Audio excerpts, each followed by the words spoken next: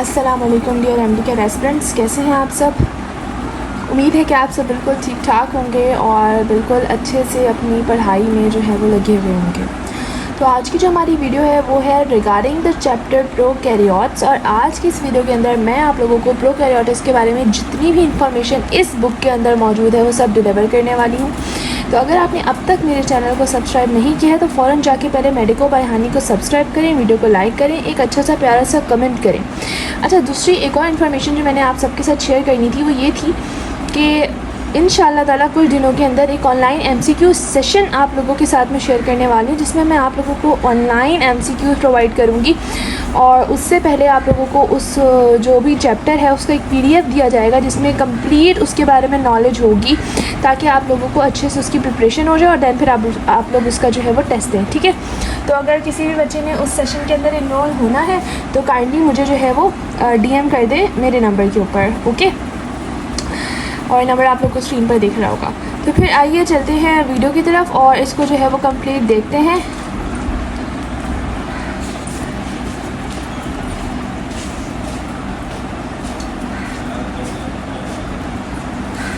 तो जी, आज का जो चैप्टर है प्रोकैरियोट्स, इस चैप्टर नंबर 6 है फर्स्ट ईयर का, और इसके अंदर हम लोग काफ़ी सारी चीज़ें जो है वो डिस्कस करने वाले हैं। टेक्सोनॉमी ऑफ प्रोकैरियोट्स को, कि उनकी क्या टेक्सोनॉमी थी, आर्किया कैसे हुआ, कैसे वजूद में आया, बैक्टीरिया की इकोलॉजी और डाइवर्सिटी के वो कैसे रहते हैं और कैसे बढ़ते हैं, स्ट्रक्चर क्या होता है, शेप क्या होता है बैक्टीरिया का, साइज़ कैसा होता है बैक्टीरिया का, बैक्टीरिया के नोड्स ऑफ न्यूट्रिशंस क्या होते हैं, यानी कि किस तरीके से वो न्यूट्रिशन हासिल कर रहा होता है। इसके अलावा ग्रोथ और रिप्रोडक्शन के बारे में भी हम पढ़ेंगे कि बैक्टीरिया की ग्रोथ और रिप्रोडक्शन कैसे हो रही होती है, इंपॉर्टेंस क्या है और कंट्रोल क्या है हार्मफुल इफेक्ट्स का बैक्टीरिया पर।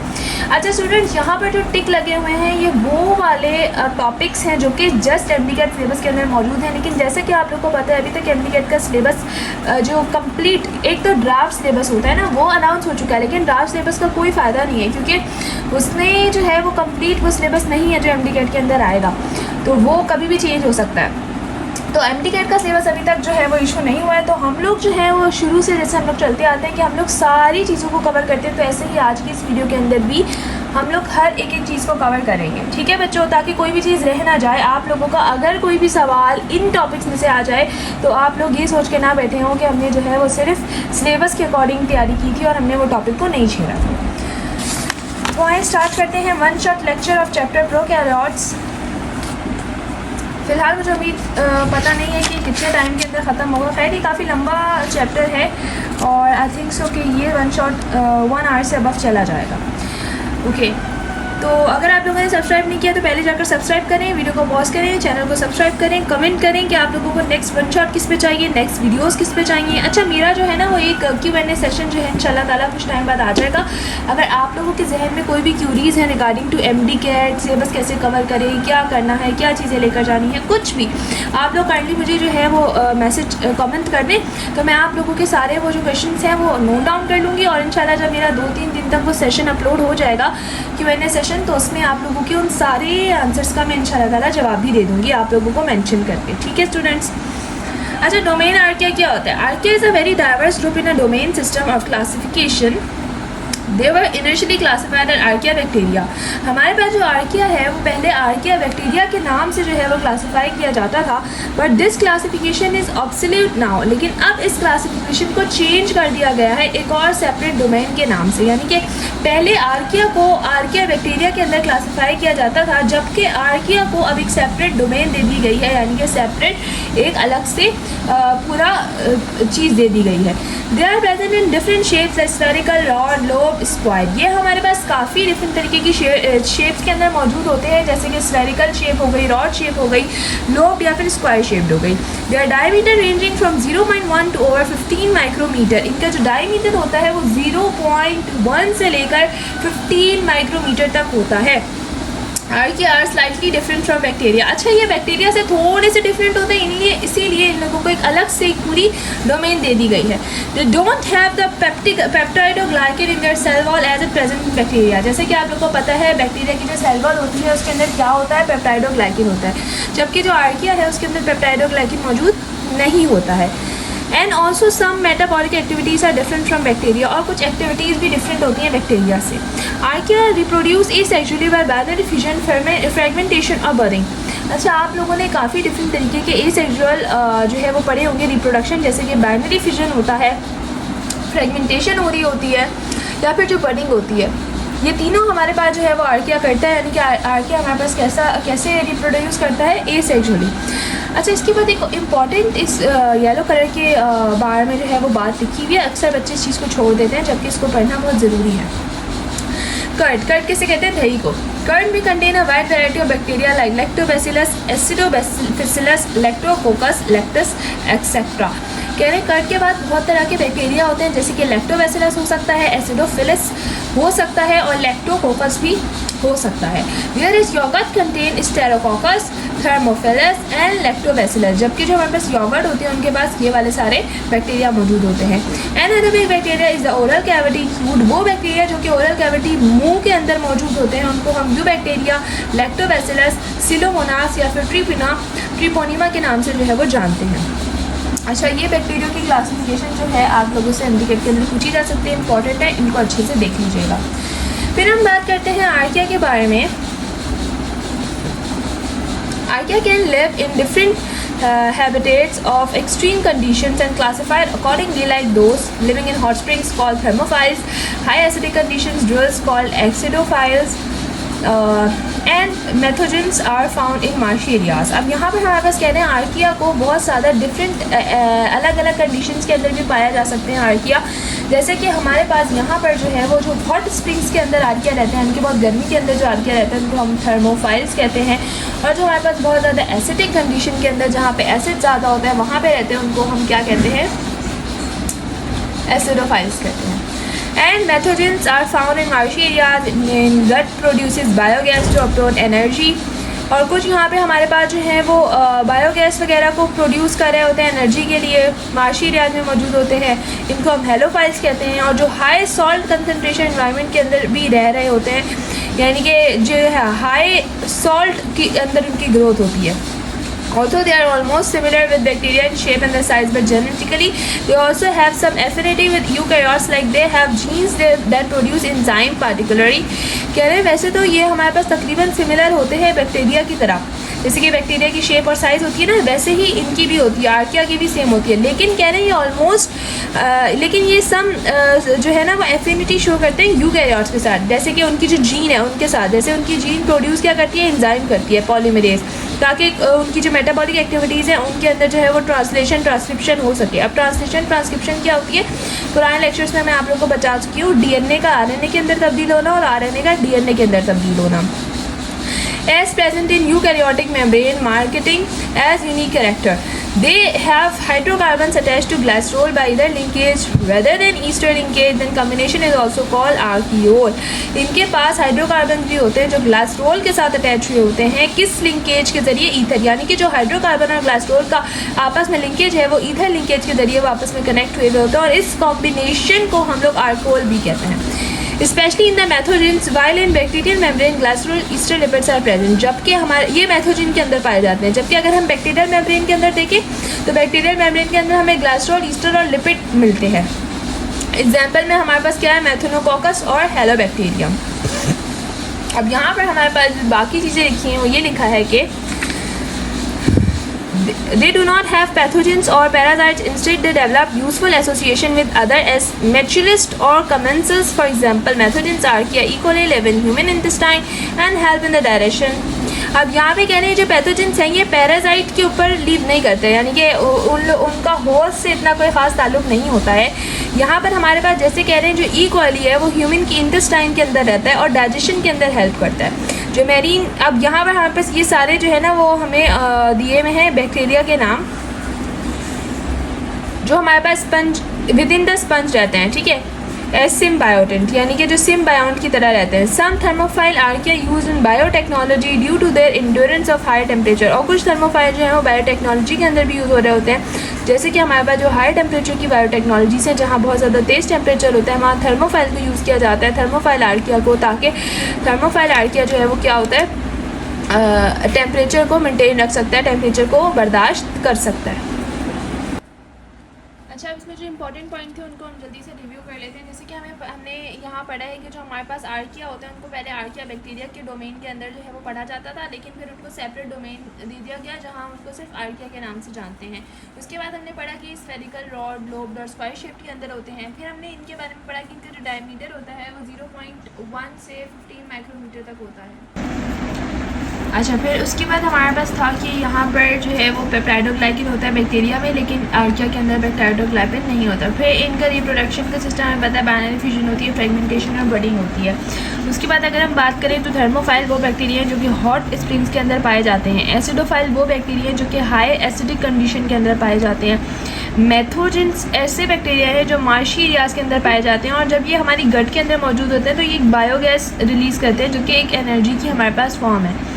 फिर उसके बाद हमारे पास आता है कि यहाँ पर जो हमारे पास हाई सॉल्ट कंसनट्रेशन के आर्किया होते हैं उनको हम हेलोफाइल्स कहते हैं, और ये तकरीबन हमारे पास बैक्टीरिया की सेज और साइज़ के बहुत सिमिलर्स होते हैं। और अगर अच्छा, इनमें ना एक सिमिलरिटी होती है यूकैरियोट से भी। अब यूकैरियोट्स के साथ क्या सिमिलरिटी होती है, यूकैरियोट्स की जो जीन्स होती हैं वो एक एंजाइम प्रोड्यूस करती हैं जिसको हम पॉलीमरेज कहते हैं, और यहाँ पर हमारे पास सेम आर्किया के अंदर भी एक एंजाइम होती है जो कि ट्रांसक्रिप्टेज और ट्रांसलेशन के दौरान बन रही होती है जिसको हम पॉलीमरेज कहते हैं। अच्छा, सेकेंड हमारे पास जो है ये इसके अंदर जो हाइड्रोकार्बन्स होते हैं वो ग्लाइसरॉल के साथ अटैच होते हैं। अटैच किस बॉन्ड से होते हैं, ईथर लिंकेज के बॉन्ड से होते हैं, और इसको हम आर्कियोल कहते हैं। जबकि अगर हम बैक्टीरिया की बात करें तो उनके अंदर ग्लाइसरॉल, ईस्टर और लिपिड तीनों चीज़ें पाई जाती हैं।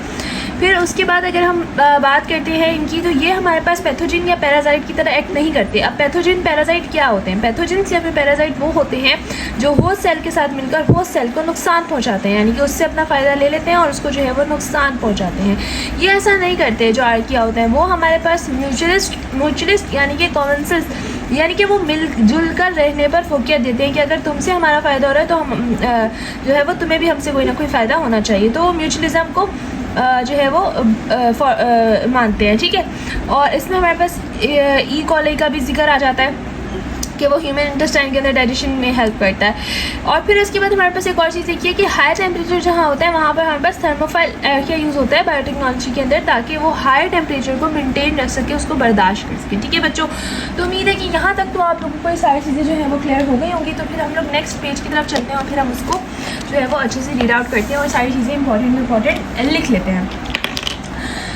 ये कुछ डोमेन्स हैं हमारे पास जिसमें हमारे पास आर्किया, बैक्टीरिया और यूकैरियोट्स का जिक्र किया गया है, और ये हमारे पास उसकी कैरेक्टरिस्टिक्स हैं, ठीक है।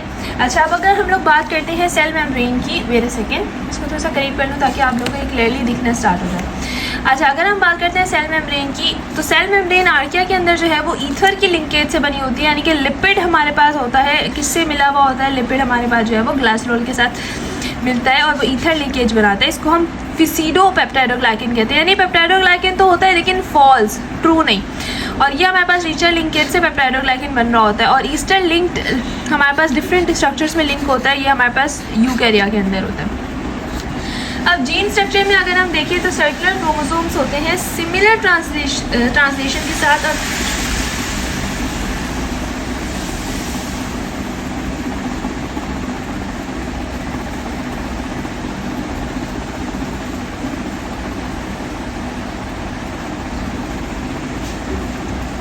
अच्छा, अगर हम जीन स्ट्रक्चर की बात करें तो इसमें हमारे पास जो है वो सिमिलर क्रोमोसोम होते हैं सिमिलर ट्रांसलेशन के साथ और ट्रांसक्रिप्शन के साथ, जैसे यूकैरिया के अंदर होती है जीन।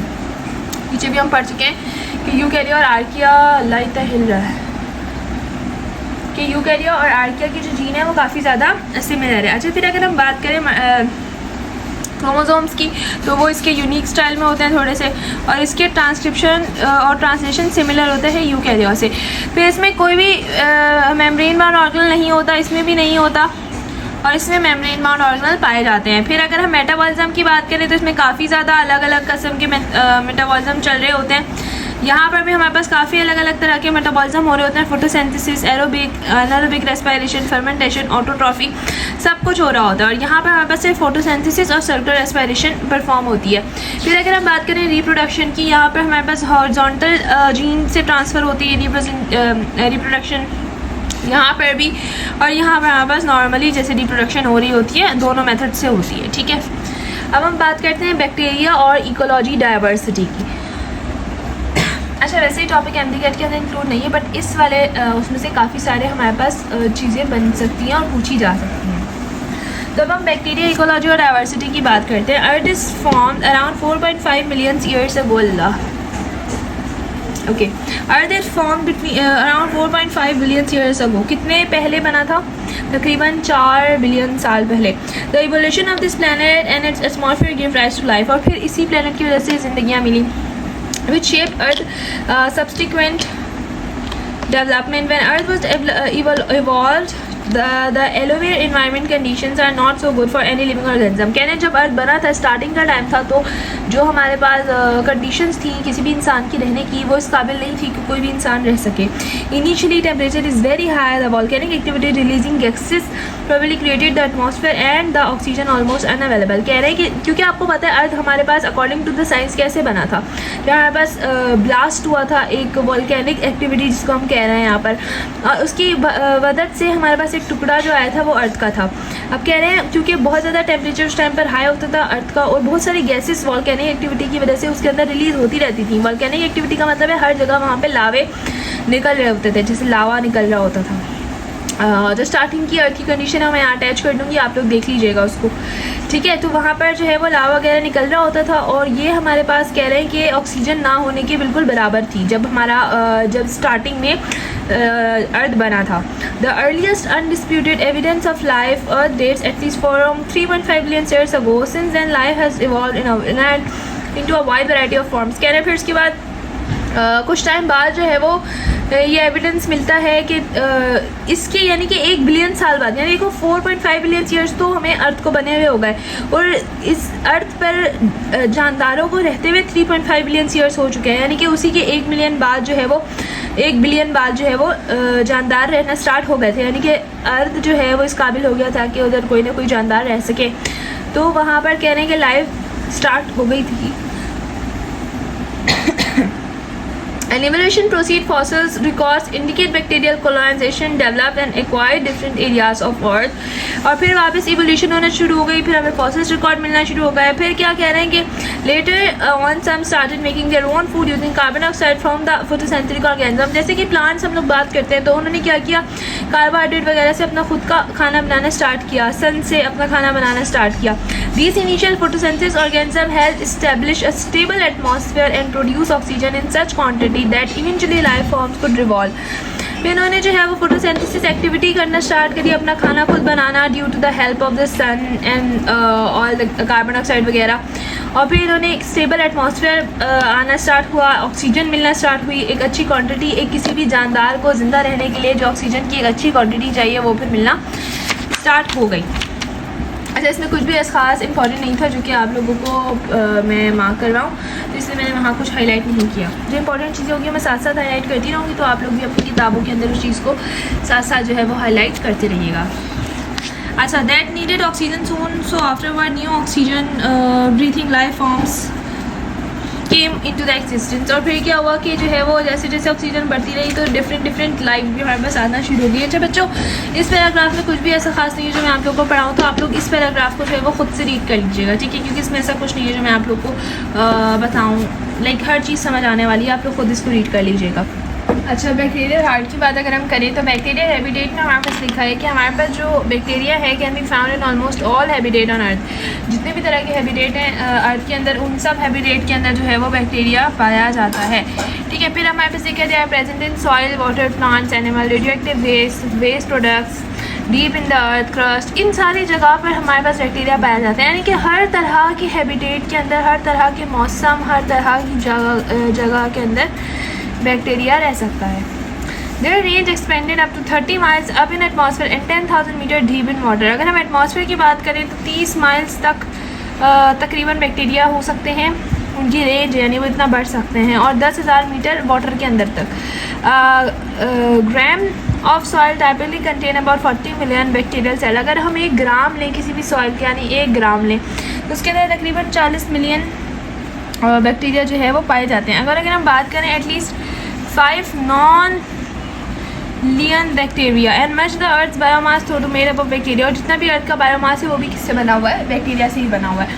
अच्छा, अगर हम बात करते हैं आगे एरोबिक और एनारोबिक रेस्पिरेशन की।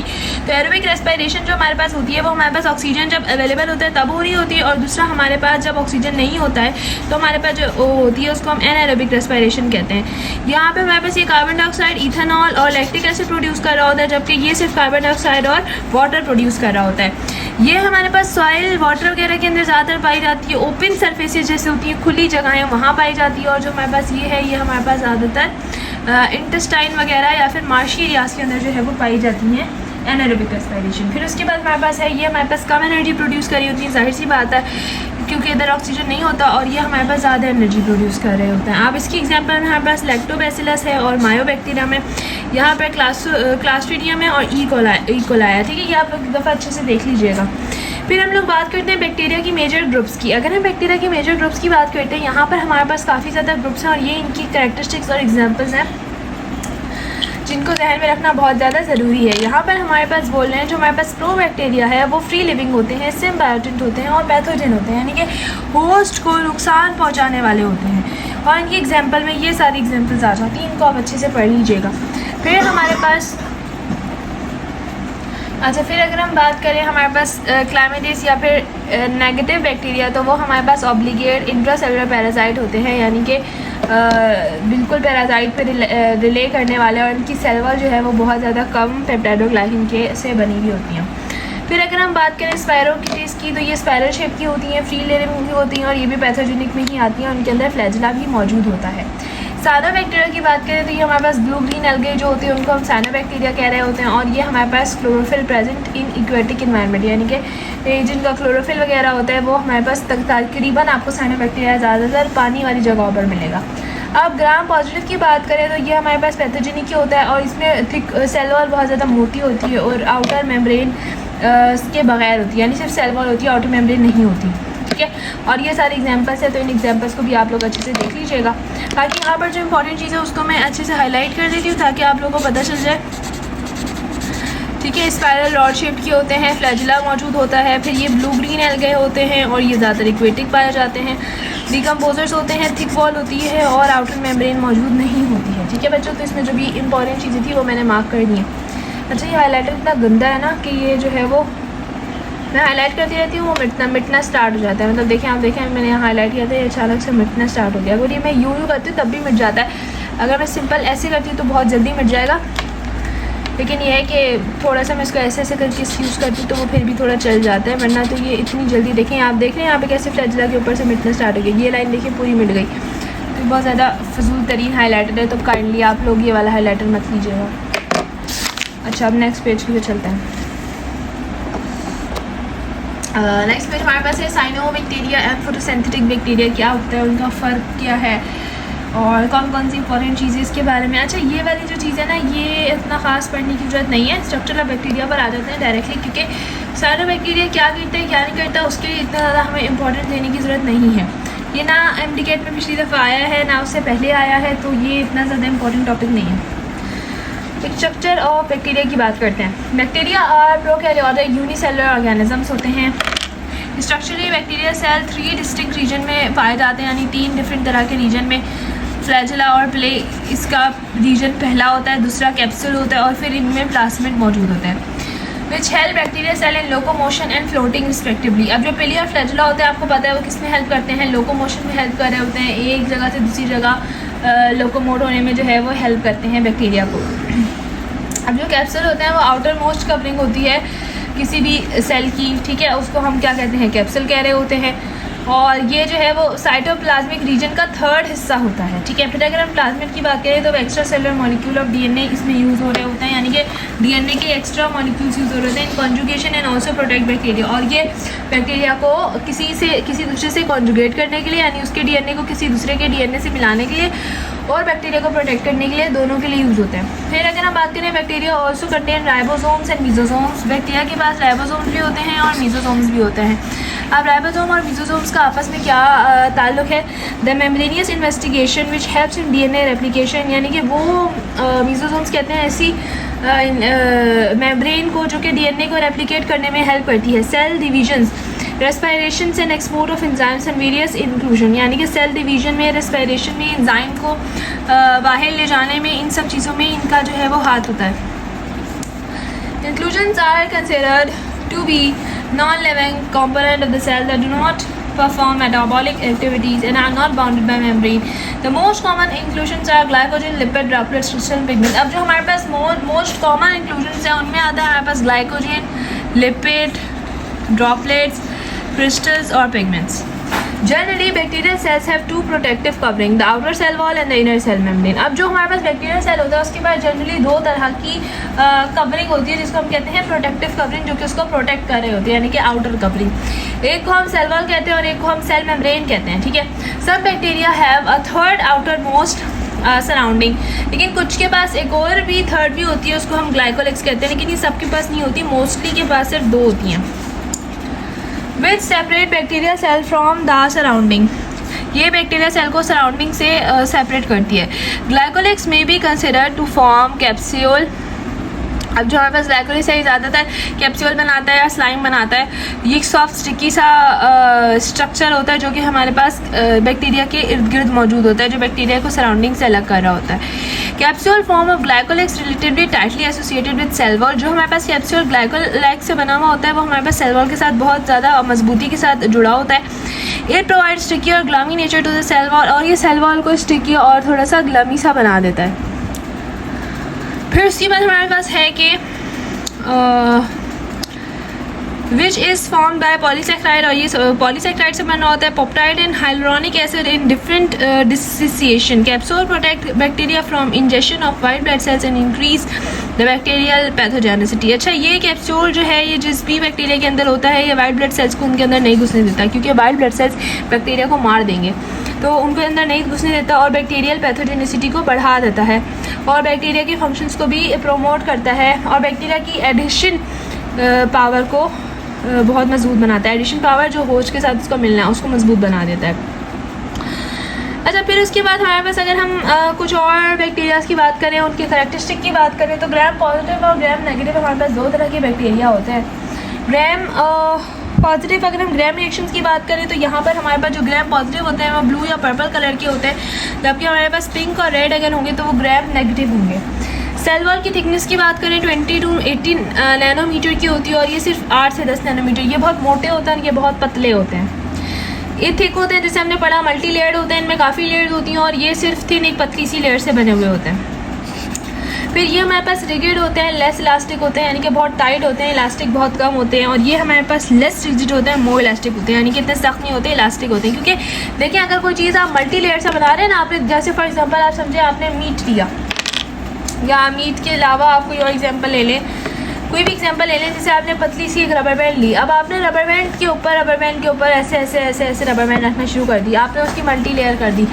अब मल्टी लेयर के बाद जब आप उसको खींचेंगे तो वो इलास्टिक होगी तो ज़रूर, लेकिन कम इलास्टिक होगी उस एक रबर बैंड की निस्बत, कम इलास्टिक होगी और थोड़ी हार्ड भी हो जाएगी। लेकिन अगर हम बात करें इसकी जिसमें हमने सिर्फ एक लेयर रबर बैंड के लिए ना, तो वो हार्ड तो बिल्कुल भी नहीं होगी और वो इलास्टिक ज़्यादा से ज़्यादा होगी। सही है। फिर उसके बाद हमारे पास आउटर मेम्ब्रेन एब्सेंट होती है, यहाँ पर प्रेजेंट होता है। यहाँ पर हमारे पास अमाइनो एसिड जो है वो बहुत कम होता है, यहाँ बहुत ज़्यादा होते हैं। और यहाँ पर हमारे पास जो एरोमेटिक सल्फ़र है, अमाइनो एसिड के अंदर जो aromatic sulphur containing amino acids होते हैं वो नहीं होते, यहाँ पर वो मौजूद होते हैं, क्योंकि यहाँ पर हमारे पास जो है वो अमाइनो एसिड ज़्यादा होते हैं, तो एरोमेटिक या सल्फ़र कंटेनिंग अमाइनो एसिड भी यही ज़्यादा होते हैं। ठीक है बच्चों। अच्छा बच्चों, उसके बाद हमारे पास जो चीज़ है वो है ट्रैकियो एसिड जो होते हैं वो मोस्टली इसमें प्रेजेंट होते हैं और इसमें एब्सेंट होते हैं। फिर लिपिड्स और लाइपोप्रोटीन की बात करें तो यहाँ पे लो होती है और यहाँ पे बहुत ज़्यादा होती है। अगर हम सेल वॉल डिस्ट्रप्शन की बात करें, देखिए लाइसोसोम क्या होता है, लाइसोसोम एक एंजाइम होता है जो कि सेल वॉल को डिस्टर्ब कर देता है, उसको कट कर देता है पीसेस के अंदर। तो सेल वॉल डिस्ट्रीब्यूशन की बात करें लाइसोसोम की, तो ज़्यादा होता है इसके अंदर और इसके अंदर जो है वो कम क्वान्टिटी में होता है। अब इसकी एग्जाम्पल्स ये हैं और इनकी एग्जाम्पल्स ये हैं। अच्छा बच्चों, लाजमी आप लोगों ने जो है वो ग्राम पॉजिटिव और ग्राम नेगेटिव बैक्टीरिया की एग्जाम्पल्स को अपने पास नोट डाउन करना है। ये एक इंपॉर्टेंट चीज़ है, ये आप लोगों को लाजमी आनी चाहिए। सही। अब हम बात करते हैं बैक्टीरियल सेल वॉल के बारे में। बैक्टीरियल सेल वॉल की बात करें तो bacterial cell wall is made up of murein. अब बैक्टीरिया की जो सेल वॉल है वो किससे बनी हुई होती है, म्यूरिन से बनी हुई होती है, which is a mixture of two conjugated molecule called lipoglycan and peptidoglycan. यानी ये दो मॉलिक्यूल जो कि पेप्टाइडोग्लाइकन और लाइपोग्लाइकन है उनसे मिलकर बनती है और इसको हम म्यूरिन कहते हैं। It is specially present only in prokaryotic cell wall and provide the cell shape and surround the cytoplasmic membrane to protect. अब ये क्या करते हैं, जो साइटोप्लाज्म की मेम्ब्रेन होती है है उसको भी प्रोटेक्ट करते हैं, और हमारे पास सेल को जो है वो एक शेप भी प्रोवाइड कर रहे होते हैं, यानी दो इनका काम है, शेप प्रोवाइड करना और प्रोटेक्शन देना। किसका? म्यूरिन का। फिर उसके बाद लिखा है हमारे पास peptidoglycan is conjugated structure contain polymer of disaccharides, यानी कि ये एक ऐसा स्ट्रक्चर जो मिलकर बना है और इसके अंदर बहुत सारा कॉन्जुगेट है किसके? डाइसेक्राइड्स के। From the peptidoglycan inverts all bacteria cell wall are similar, तकरीबन सबकी सेल वॉल कैसी सिमिलर है, क्योंकि बैक्टीरिया की सेल वॉल के अंदर क्या मौजूद होता है? पेप्टाइडोग्लाइकेन मौजूद होता है। The cell wall provide important ligands for adherence and receptor sites for virus और प्रोवाइड एंटीबायोटिक्स। अब सेल वॉल के अंदर जो है वो बहुत तरह के लीजेंड्स होते हैं, लीजेंड जो चिपकने में मदद करता है, और रिसेप्टर साइट्स होती हैं एंटीबॉडी या वायरस को डिटेक्ट करने के लिए। फिर on the basis of their cell wall structure and composition, gram positive bacteria due to high content of peptidoglycan in their structure as shown in the figure. कह रहे हैं हमें पता है कि जो हमारे पास पॉजिटिव बैक्टीरिया होता है उसके अंदर पेप्टाइडोग्लाइकेन बहुत ज़्यादा होती है, हाई क्वांटिटी में होती है पेप्टाइडोग्लाइकेन, तो उधर जो है वो क्रिस्टल बन जाते हैं वायलेट कलर के विच स्टेन वेल ग्राम। तो और इसी की मदद से, या फिर हम इसी की वजह से कह सकते हैं कि ये हमारे पास ग्राम पॉजिटिव बनता है, क्योंकि इसके पास पेप्टाइडोग्लाइकेन बहुत ज़्यादा होती है, तो आउटर लेयर पे हमारे पास ज़्यादा पेप्टाइडोग्लाइकेन होती है। जबकि अगर हम ग्राम नेगेटिव की बात करें तो उनके अंदर जो पेप्टाइडोग्लाइकेन होती है वो कम होती है, तभी जो है वो एक पर्पल कलर नहीं बना सकते, तो उनका लाइट कलर होता है पिंक सा या फिर रेड सा हम कह सकते हैं। ठीक है, जब हम शेप्स की बात करते हैं, ये बहुत इंपॉर्टेंट है आपके MD गेट के लिहाज से, शेप्स ऑफ बैक्टीरिया एंड उसके बारे में कुछ चीज़ें जो कि बहुत ज़्यादा इंपॉर्टेंट है MD गेट के लिहाज से। तो सबसे पहले हम शेप्स और साइज़ को देख लेते हैं। तो हमारे पास कहते हैं bacteria are found in different shapes और साइज़, बहुत डिफरेंट तरह के पाए जाते हैं। अब इसके अंदर हमारे पास कोकाया होता है, ये हमारे पास स्फेरिकल होते हैं, ठीक है, और स्फेरिकल होने के साथ साथ जो है वो हमारे पास ये नॉन फ्लैजिलेटेड भी होते हैं, यानी इनके अंदर फ्लैजिला मौजूद नहीं होता। Cocci exist in different arrangement like single cell. अब ये काफ़ी अलग अलग तरीके से अरेंज हुए होते हैं। सिंगल सेल की मदद से 4 एक साथ मिल के रहेंगे तो इसको हम ये कोकाई की पूरी ब्रांच है। अब ये 2 है तो डिप्लोक कोकाई, फिर 4 है तो टेट्रिड, और फिर यहाँ पे हम बस सेक्रीना, स्टेफोलिक्स। अब यहाँ पे हमारे सारे लिखे हुए हैं कि अगर 4 होंगे तो टेट्रिड्स कहलाएंगे, अगर चेन में है तो स्ट्रेपोकोकाई कहलाएंगे, जैसे कि ये यहाँ पे चेन की सूरत में है। इसी तरीके से अगर 8 का एक गुच्छा सा बना होगा 8 कोकाई का, तो इसको हम सार्किना कहते हैं। और अगर हमारे पास जो है अभी क्लस्टर बना होगा तो उसको हम स्टेफिलोकोकस कहते हैं, जैसे कि यहाँ पर हमारे पास है, इसमें 8 क्यूब मिलके और 8 क्यूब मिलके ये वाले स्ट्रक्चर्स बना रहे होते हैं। अब बेसिला इसको कहते हैं, जो कि रॉड शेप्स होते हैं। अच्छा, आप लोगों से MD गेट में पूछा जा सकता है कोकाई स्फीयर वाले होते हैं, रॉड होते हैं, या स्पायरल्स होते हैं, तो ये चीज़ें आपको याद रखनी है। कोकाई स्फीयर्स होते हैं, बेसिला रॉड होते हैं, और स्पिरल्स ऐसे होते हैं लाइक बीन लाइक स्ट्रक्चर होता है। अब हमारे पास क्या है, यहाँ पर बेसिला के बारे में बता रहे हैं कि उनकी शेप कैसी होती है, फ्लैजिला कंटेनिंग होते हैं। देखिए यहाँ पे अगर बहुत सारे फ्लैजिला होंगे तो फ्लैजिलेटेड रॉड कहेंगे इसको, और अगर चेन की सूरत में बेसिला अटैच होंगे तो उसको चेन ऑफ बेसिला कहेंगे, और एक अलग अलग इस तरीके से होंगे तो इसको साइनोबैक्टीरियम डायफिथ्राई कहेंगे। ठीक है, अच्छा जी। अब इसके अलावा हमारे पास स्पिरल्स की बात करें तो इसके पास विब्रियोस होते हैं, इसके अंदर ये हमारे पास थोड़े कर्व होते हैं, और ये कॉमा शेप के बैक्टीरिया होते हैं। अगर आपसे पूछा जाए कॉमा शेप के बैक्टीरिया क्या होते हैं तो आप बोलेंगे विब्रोस।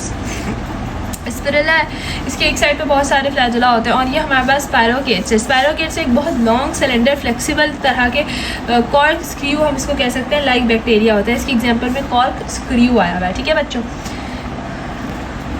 अच्छा स्टूडेंट्स, अब हम बात करें मोटिलेटिंग बैक्टीरिया के। बैक्टीरिया असल में मूवमेंट कैसे करता है। Movement in bacteria depend on the virus stimuli. यहाँ पे अगर एक वायरस स्टिमुलाई यानी कि उसको स्टिमुलस करने के लिए आएगा तो उसके बाद हम कह सकते हैं कि बैक्टीरिया के अंदर मूवमेंट होगी। अब उस स्टिमुलस में हमारे पास क्या क्या आ सकता है, हमारे पास लाइट, टेम्परेचर, केमिकल्स, इन सारी चीज़ों से बैक्टीरिया मूव करेगा। Due to which bacteria express magnetic, chemotactic, phototactic movements, यानी कि इन सब वजह से ये सारी मूवमेंट्स होंगी।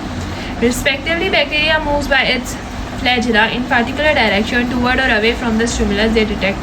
बैक्टीरिया या तो स्टिमुलस की डायरेक्शन में या फिर स्टिमुलस से अवे जो है वो मूव करेगा। Flagella are present in different numbers and positions over the body. नीचे हम जैसे कि पढ़ चुके हैं, फ्लैजिला हर तरह के डिफरेंट नंबर्स वगैरह के अंदर पाया जाता है, यानी एक नंबर नहीं होता, बहुत सारे नंबर होते हैं। Sometimes bacteria float with the help of their पिलाई।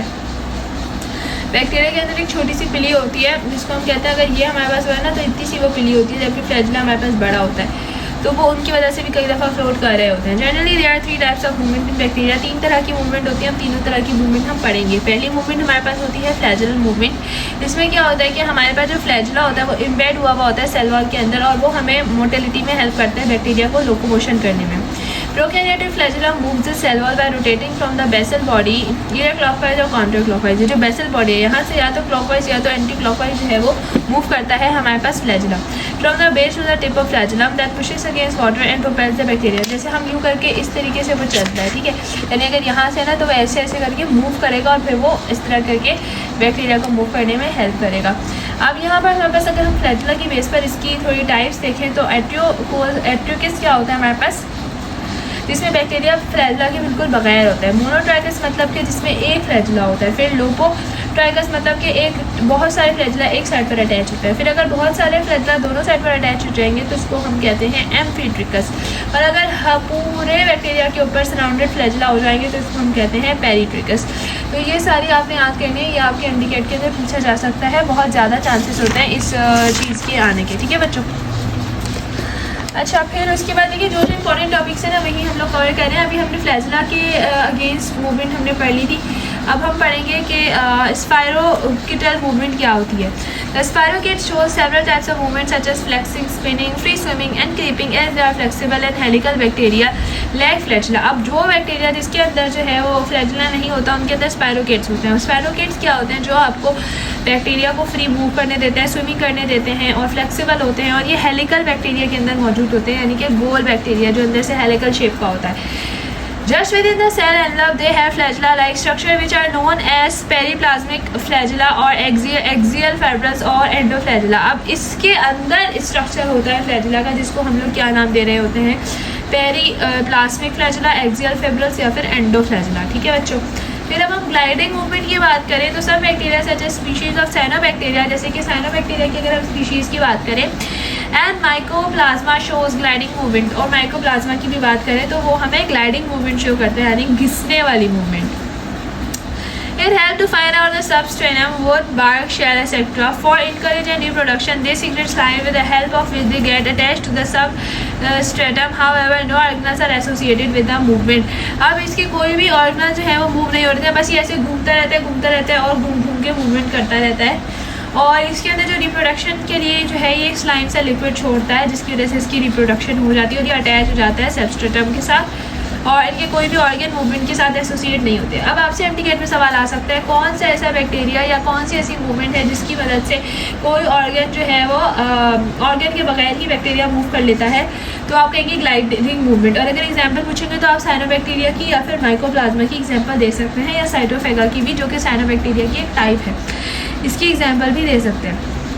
अच्छा बच्चों, इसके बाद जो हमारे पास इंपॉर्टेंट चीज़ है ना, वो हमारे पास है modes of nutrition in bacteria, यानी कि बैक्टीरिया किस तरीके से खाने को हासिल करेगा, उसके मोड को हम कहते हैं mode of nutrition bacteria. Bacteria required carbon and energy to synthesize their cell component by different process. Bacteria को कार्बन भी चाहिए और जो है वो एनर्जी भी चाहिए, ताकि वो एनर्जी को यूटिलाइज कर सके और अपने खाने पीने में जो है वो उसको यूज़ कर सके। They can obtain energy and nutrition different ways like photosynthesis. अब बहुत तरीके से हमें जो है वो खाने को मिल सकता है बैक्टीरिया को, जैसे कि फोटोसिंथेसिस से, कीमोसिंथेसिस से, डीकम्पोजिशन से, और डेड ऑर्गेनिज्म और वेस्ट एस्टेब्लिशमेंट को खाने वगैरह से भी मिल सकता है। अगर वो पैराजाइटिक रिलेशनशिप में जाते हैं तब भी मिल सकता है। अब इस सब के एग्जांपल्स में आप लोगों को समझा देती हूँ। फोटोसिंथेसिस का मतलब आप लोगों को अच्छे से पता होगा कि अगर हम कोई भी चीज़ खा रहे हैं, जैसे प्लांट है फॉर एग्जांपल, वो खाना अपना खुद बना रहा है और उसी की मदद से हम बैक्टीरिया को भी खाना मिल रहा है, तो वो फोटोसिंथेसिस हो गया। कीमोसिंथेसिस मतलब केमिकल के थ्रू किसी तरह बैक्टीरिया को खाना मिल रहा है। या डीकम्पोजिंग की बात करें तो डीकम्पोजिंग का मतलब है वो मटेरियल जो कि सॉइल के अंदर घुल मिल चुके हैं, सड़ गए हैं, वो खा रहे हैं। या डेड ऑर्गेनिज्म, कोई मरे हुए जानदारों को खाकर भी बैक्टीरिया अपनी ग़िज़ा को हासिल कर लेता है। या फिर अगर वो पैराजाइटिक रिलेशनशिप में है, पैराजाइटिक रिलेशनशिप का मतलब है होस्ट के साथ रिलेशन में है और उस रिलेशन से वो होस्ट को खा रहा है, जिसकी मदद से वो ज़िंदा रह रहा है। अब इसमें हमारे पास दो टाइप ऑफ बैक्टीरिया होते हैं, ऑटोट्रॉफिक बैक्टीरिया होता है और हेटेरोट्रॉफिक बैक्टीरिया होता है। अब अगर मैं आप लोगों को यहाँ पे थोड़ा सा समझाऊँ जैसे इस डायग्राम को हम अगर क्लोज करके पढ़ें तो बैक्टीरिया हमारे पास कौन सा है, ऑटोट्रॉफिक बैक्टीरिया और हेटेरोट्रॉफिक बैक्टीरिया। ऑटोट्रॉफिक बैक्टीरिया के अंदर हमारे पास ऑटोट्रॉफिक बैक्टीरिया आ जाता है और इसके बाद हमारे पास कीमो ऑटोट्रॉफिक बैक्टीरिया आ जाता है। अब फोटो ऑटोट्रॉफिक की टाइप है ग्रीन सल्फर बैक्टीरिया और पर्पल सल्फर बैक्टीरिया। आपसे एमडीकेट में पूछा जा सकता है ग्रीन सल्फर बैक्टीरिया और पर्पल सल्फर बैक्टीरिया किसकी टाइप है। ऑप्शन में हो सकता है आपको हेटेरोट्रॉफिक दे दें, ऑटोट्रॉफिक दे दें, तो आपको पता है ऑटोट्रॉफिक की टाइप है। अब हेटेरोट्रॉफिक में हमारे पास 3 तरह के आते हैं, पैरासिटिक, म्यूटिलिस्टिक, कॉमेंसिलिस्टिक। ये सारे जो है वो बैक्टीरिया है। जो पैरासाइट है यानी होस्ट पर वो करेगा डिपेंड, म्यूचुअलिस्टिक है यानी कि वो होस्ट को खा लेगा, वो पैरासाइटिक है, और म्यूचुअलिस्ट मतलब होस्ट को नुकसान पहुंचाएगा और होस्ट उसको भी, यानी दोनों एक दूसरे को फ़ायदा भी देंगे नुकसान भी देंगे। और कॉमेंसिलिस्टिक का मतलब है कि होस्ट को कोई नुकसान नहीं पहुँचाएगा, सिर्फ वो होस्ट से खाना ले लेगा अपना और चुपचाप चला जाएगा। सही है। अच्छा बच्चों, अब उसके बाद हमारे पास जो इम्पॉर्टेंट चीज़ है जिसको हम डिस्कस कर सकते हैं वो है हमारे पास ग्रोथ रिप्रोडक्शन इन बैक्टीरिया। कि बैक्टीरिया के अंदर जो है वो ग्रोथ रिप्रोडक्शन किस तरीके से हो रही होती है, ग्रोथ कैसे हो रही होती है, ये चीज़ इम्पॉर्टेंट है।